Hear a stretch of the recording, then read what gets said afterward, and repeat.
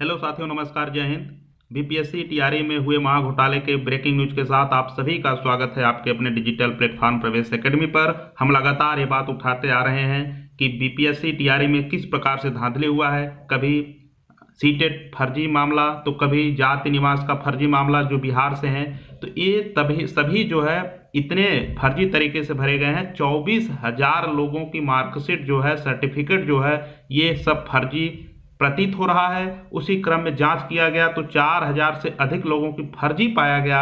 अभी ऐसे 24,000 हैं जो फर्जी तरीके से भरे गए हैं। इन सब पर कार्रवाई की बात की जा रही है विश्वविद्यालय के द्वारा, और तमाम जितने भी हथकंडे हो सकते हैं उसके माध्यम से पूरे सर्टिफिकेट की जांच चल रही है। लेकिन सवाल आज भी हमारा वही है कि क्या डीबी पहले क्यों नहीं हुआ, क्यों इस तरीके से जल्दबाजी में लोगों को नियुक्ति दे करके नियुक्ति प्रक्रिया को संपन्न कराया गया और ढिढोरा पीटा गया कि हम इतने बड़े पैमाने पर भर्ती किए हैं।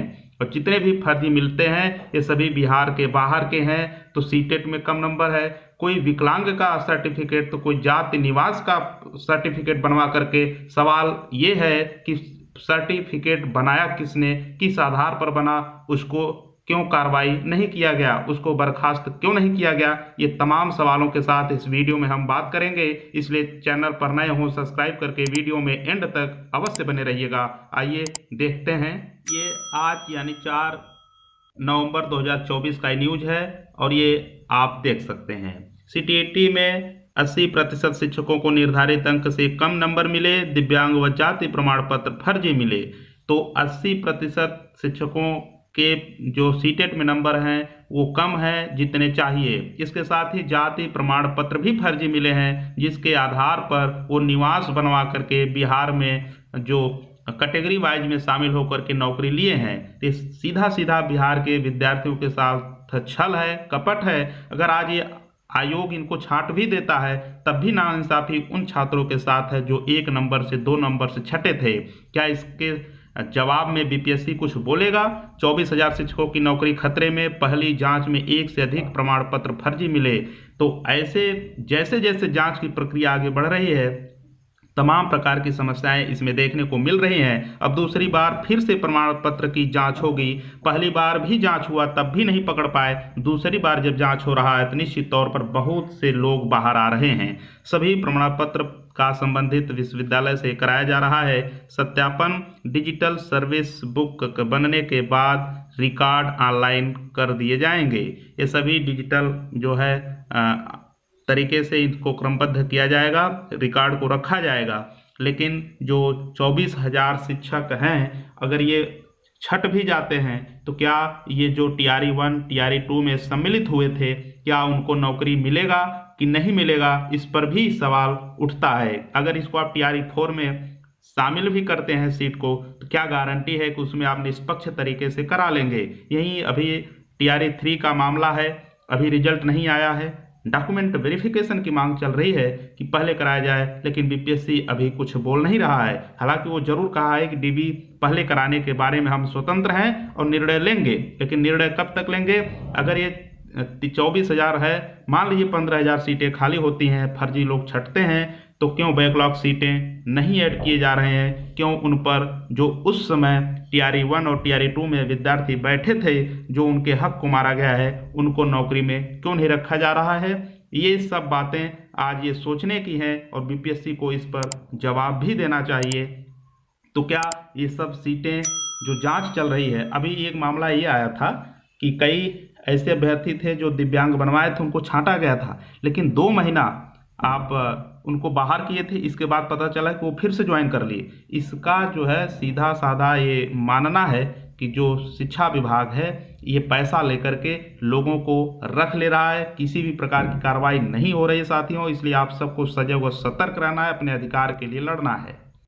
निर्धारित अंक से कम नंबर, दिव्यांग जाति प्रमाण पत्र फर्जी। सीटीईटी में 4,000 शिक्षक फर्जी मिले, अब जाएगी इनकी नौकरी। बिहार में लगभग 24,000 शिक्षकों की नौकरी खतरे में।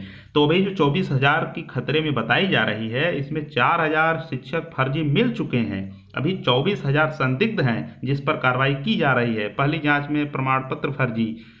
तो ये जो प्रमाण पत्र फर्जी की बात है, इसमें हम उन अभ्यर्थियों की भी कोई बुराई नहीं करना चाहते, बुराई सिर्फ बीपीएससी की होगी, शिक्षा विभाग का होगा। आखिर वो कर क्या रहा था, किस प्रकार से लोगों को भर दिया गया है। अगर इस पर आवाज़ नहीं उठा जाती तो आज भी ये लोग सतर्क नहीं होते, सजग नहीं होते।